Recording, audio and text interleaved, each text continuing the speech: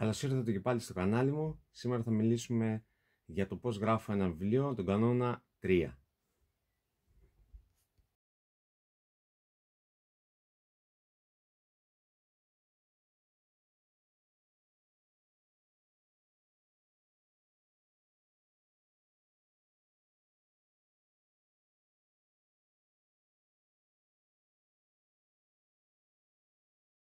Είμαι ο συγγραφέας Αλέξανδρος Ιβανίδης και αυτό είναι το κανάλι μου Books and More. Σήμερα συνεχίζουμε με τον τρίτο κανόνα, συμβουλή αν θέλετε, για το πώς μπορώ να γράψω ένα βιβλίο.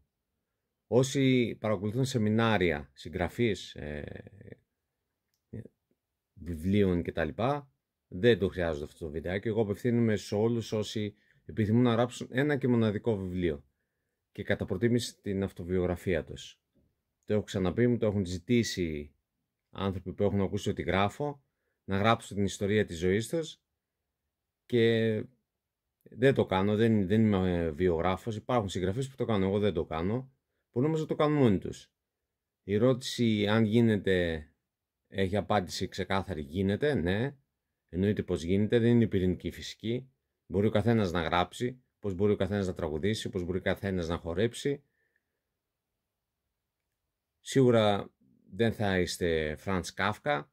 Αν το σκέφτεστε έτσι κάνετε πολύ μεγάλο λάθος, αλλά μπορείτε να το κάνετε. Συνεχίζουμε λοιπόν με τον τρίτο κανόνα, συμβουλή. Και επανέρχομαστε. Ακούω πολλές φορές να λένε έχω μια πρωτότυπη ιδέα και τους κοιτάζω με απορία. Δεν θέλω να τους στεναχωρήσω, αλλά δεν υπάρχει πρωτότυπη ιδέα. Εδώ και χρόνια. Αυτό που θεωρείς κρυφό, μυστικό και φοβερή ιδέα θα το δεις σίγουρα τουλάχιστον μια φορά σε κάποιον άλλον.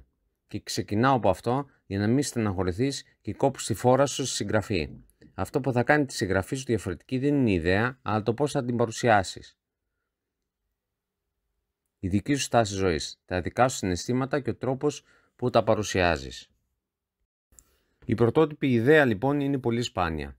Αυτό που κάνει μια ιδέα να ξεχωρίζει είναι η προσωπική σου σφραγίδα πάνω σε αυτήν. Ο τρόπος που την αναπτύσσεις, πώς την ενσωματώνεις στο έργο σου και ο τρόπος που επηρεάζει τον αναγνώστη σου είναι αυτά που την καθιστούν μοναδική. Και πάντοτε η προσωπική σου εμπειρία και η μοναδική σου φωνή προσδίδουν ένα εξαιρετικό πλούτο στο κείμενό σου. Είναι αυτό που κάνει τη συγγραφή σου ανεκτήμητη και ανεπανάληπτη. Οι ιδέες μπορούν να είναι κοινές, αλλά ο τρόπος που τις παρουσιάζεις είναι ό,τι κάνει τη διαφορά.